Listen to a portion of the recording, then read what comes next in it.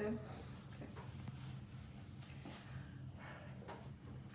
President Trump recently passed a bill banning biological men from competing in women's sports. Both sides of this controversy are grounded in concerns over fairness, but those concerns vary greatly in what that includes. After doing extensive research on both sides of the argument, I've come to a solid decision on my stance, and I hope that through this speech you are able to do the same. There's two sides to this controversy. Those that are for biological men participating in women's sports and those that are opposed. I'll begin by discussing those that are for it. One of the main arguments this side holds is that trans women are women.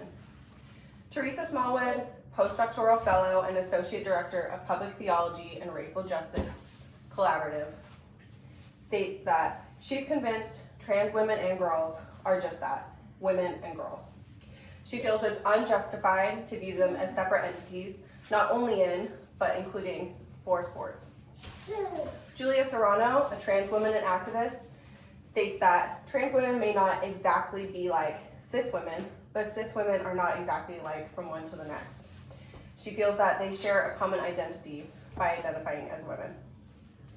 Matt Levates, a reporter with NBC News, conducted a survey over 1,000 people and found that 60% of 18 to 29-year-olds feel that it is morally just to convert from one gender to the other, while less than a third of Americans over age 50 feel it is not. Another argument is that of equal opportunity. Dennis Wiseman, professor of economics, feels that transgender athletes should be able to play with which gender they identify, not necessarily the one that they were born into.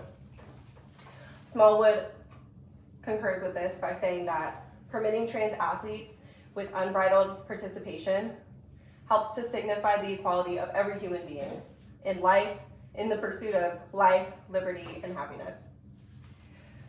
The last argument I'll discuss for the side that is pro men in women's sports is that of a level playing field. Joanne Harper, a medical physicist and researcher, found that trans women experience reduced testosterone levels. They lose strength, speed, and athletic ability, and that this is not neatly divided between the two sexes. Wiseman agrees with this by saying that there are variations in nature's endowments and not just in sex and age. Now that we've discussed some of the arguments for men in women's sports, we'll discuss the arguments against men in women's sports. For the opposing side, one of the driving factors is that trans women are not women.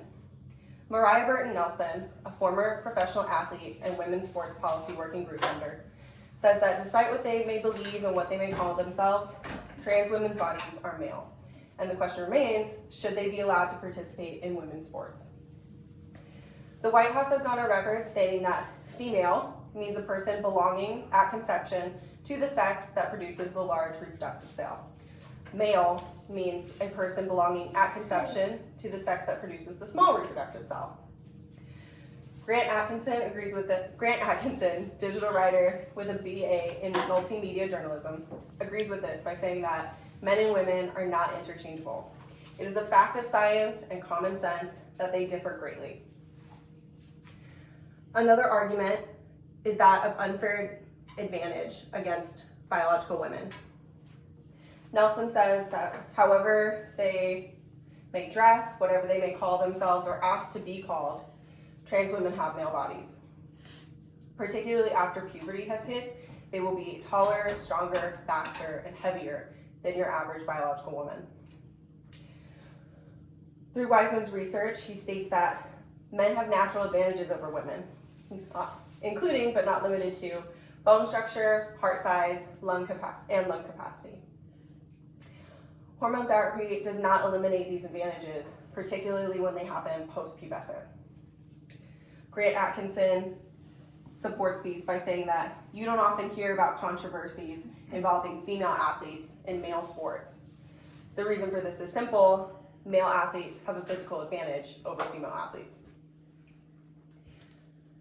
The last of the arguments that I'll discuss for the side opposing men in women's sports is that of the infringement on women's rights. Atkinson states that males permitted to participate in female sports only causes the women and girls to suffer. The White House claims that eradicating the biological reality of what a woman is an attack on women. It deprives them of their dignity, safety, and well-being. Nelson, a former college athlete herself, claims that college women's sports do not play men's teams. High school girls' teams do not play the boys' teams. Our understanding of this is plain and simple. It typically only ends with the humiliation of the female teams. Now that we've discussed both sides of the arguments, let's review a little bit. Both sides claim wanting fairness and equality for those that they support, and they feel very strongly about their driving ideas. Though they feel strongly in those driving ideas, they are vastly different. They're different in what categorizes someone as a woman and what fairness encompasses. My purpose today in doing this research and presenting this speech was to help inform my audience, you all, to decide which side it is that you stand on, just as I have come to know in my research. I hope that the evidence provided aids you in your critical thinking. Thank you for listening. I'm gonna show my, where's this cursor? It's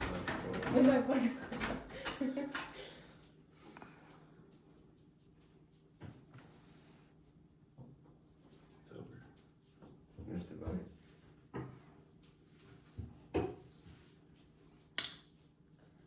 She's like looking at me putting this thing in her mouth. I'm like, no, and she's like smiling in the camera and going like